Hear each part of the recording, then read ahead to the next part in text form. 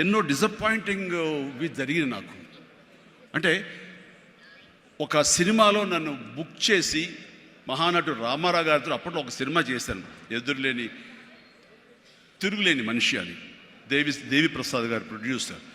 అందులో నేను, ఫటాఫట్ జయలక్ష్మి, ఆయన, రతి అగ్నిహోత్రి చేశారు రామారావు గారితో. ఆ సినిమాలు చాలా బాగా చేశారు. రామారావు గారి పక్కన మరొక హీరోగా నాకు అవకాశం వచ్చింది. అంతా ఎర్లీ స్టేజ్లోనే అనుకుంటాను. నాకు ఆ సినిమా ఫెయిల్ అయింది. ఆ తర్వాత మళ్ళీ అదే రామారావు గారితో మళ్ళీ సినిమా చేసే అవకాశం వచ్చింది ఒక దిగ్దర్శకులతోటి.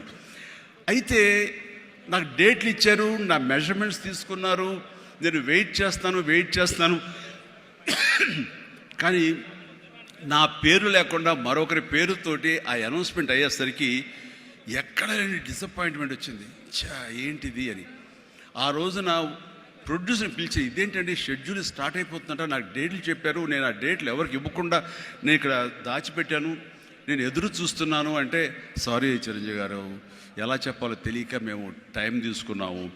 ఎందుకంటే పోయిన సినిమా మీది ఫ్లాప్ అయింది కదా కాంబినేషన్లో, అందుకని దానికి గ్లామర్ ఉండదని మీరు వద్దు అనుకున్నాము అని. ఆ విషయం చెప్పచ్చు కదండి అని. అంటే ఆ టైంలో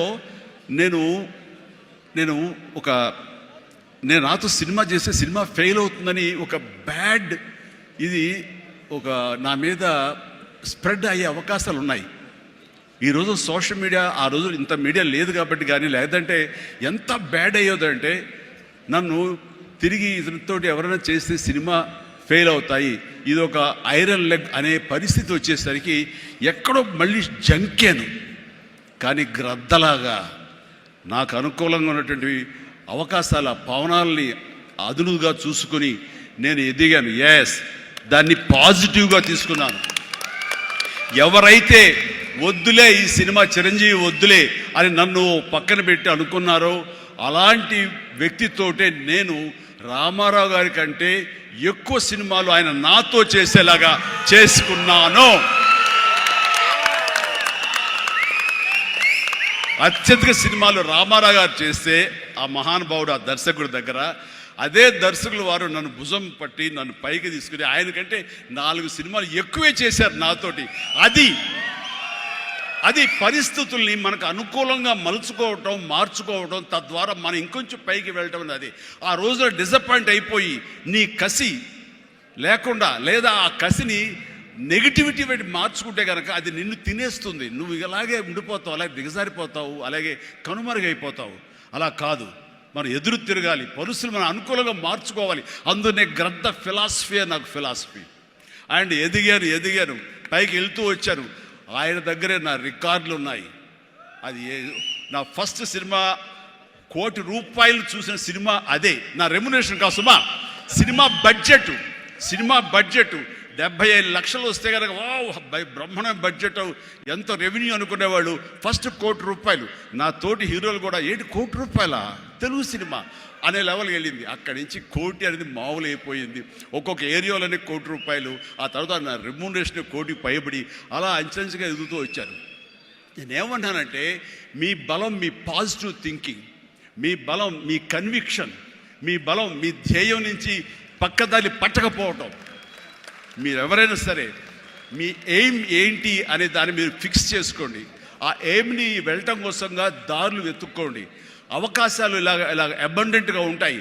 వాటిల్లో మనకు కావలసిన అవకాశాలు, మన ధ్యేయానికి లక్ష్యానికి దగ్గరగా ఉండే అవకాశాలు మనకి పాపపై కనపడుతుంటాయి. ఆ పాపపై కనపడే దాన్ని మనం గుర్తించగలగాలి, వాటిని ఎంబ్రేస్ చేసుకోగలగాలి, వాటిని మనకు అనుకూలంగా మనం మలుచుకోగలగాలి, అవి మనం బలంగా చేసుకోగలగాలి, వెళ్ళాలి. ఇనీషియల్గా వెళ్ళినప్పుడు డబ్బే సంపాదించుకోండి. డబ్బే కాదు ప్రధానం, నిలదొక్కుకోవడం ప్రధానం. మన ఎయిమ్ వైపు మనం వెళ్ళటం అన్నది అది ప్రధానం. వెళ్ళిన తర్వాత డబ్బు ఆటోమేటిక్గా వస్తుంది. అనుకున్నావా ఇంత వస్తుందని, ఆ తర్వాత డబ్బునే పెంచుతుంది. సో నేను అలాగే వెళ్తూ వచ్చాను. నిలదొక్కుకోవాలి, ఇక్కడ నెంబర్ 1 అనిపించుకోవాలి, నా స్థానం సుస్థిరం. ఇది లేకపోతే నేను బయట నయా పైసాకి పని చేయను. ప్రైమ్ టైం నా లైఫ్లో అయిపోయింది కాబట్టి ఇక్కడ ఏమైనా సరే అని ఆ రకంగా వెళ్ళేవాడు. ఎక్కడ ఈగోకు వెళ్ళకుండా, ఎక్కడ హర్ట్ అవ్వకుండా, వాళ్ళు నన్ను సినిమాలను తీసేసరే, నన్ను కాదన్నారే అనే కోపం కంటే కూడాను వాళ్ళని ప్రసన్నం చేసుకోవాలి. వాళ్ళు మళ్ళీ అతన్ని మనం బాధ పెట్టుంటామేమో కదా, అని వాళ్ళ మనసుల్లో వాళ్ళు అంటే అవే వాళ్ళు గిల్ట్ ఫీల్ అయ్యేలాగా చేసి నెక్స్ట్ ఏమైనా సిద్ధం సినిమా చేయాలయా అని అనిపించేలాగా నా బిహేవియర్ ఉండేది. ఆ బిహేవియర్ తోటి వాళ్ళ ఆఫీస్కి కూర్చునేవాడిని.